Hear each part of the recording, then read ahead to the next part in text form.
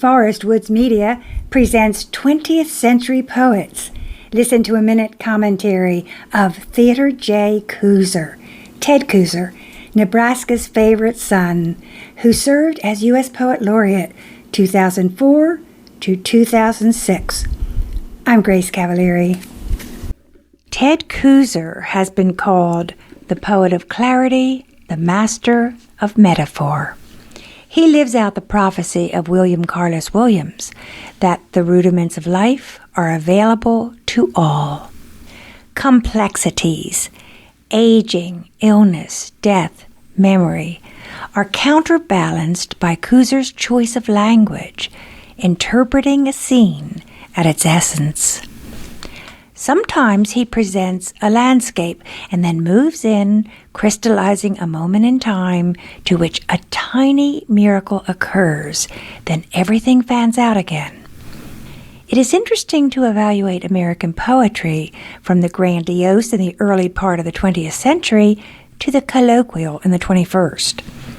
Ted Kooser portrays contemporary happenings with recognizable circumstances. It is a world we can trust. He allows his characters to steady themselves so we can reach in and touch. His is a convention of crispness.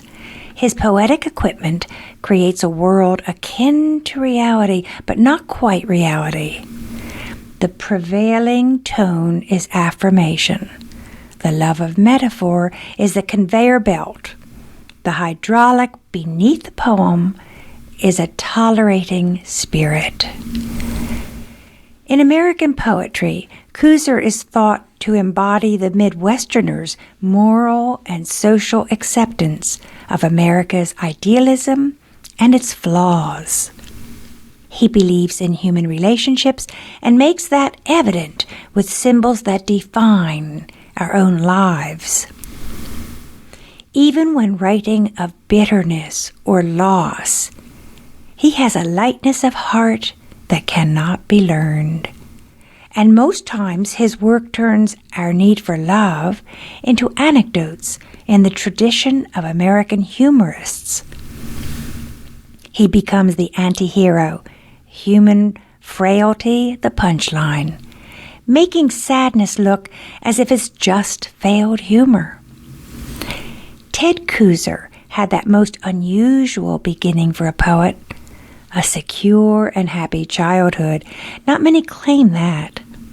He then spent his writing life around 35 years of office work, turning the rural world into a photo album of poems against darkness, with a weightless diction and a syntax as natural as rain.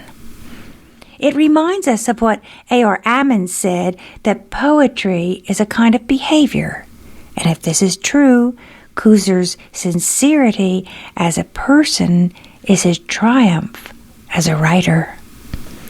What is little known about him is that he is an accomplished painter and visual artist. He puts one in mind of William Christenberry, who captures the irony and temperament of small-town artifacts to show who lives there.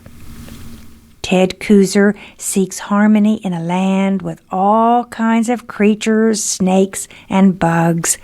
And along with them, the Ted Kooser papers are stored in his corn crib. Ted Kooser is a folklorist, essayist, memoirist. His poetry is founded in a basic technical knowledge that has helped other poets learn the craft. He's a poet who builds roofs and sheds on his acreage in Nebraska.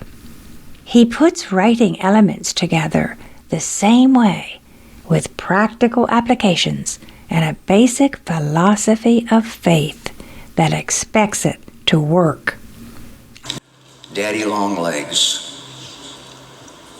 Here, on fine long legs springy as steel, a life rides, sealed in a small brown pill that skims along over the basement floor, wrapped up in a simple obsession. 8 legs reach out like the master ribs of a web in which some thought is caught, dead center in its own small world. A thought so far from the touch of things that we can only guess at it.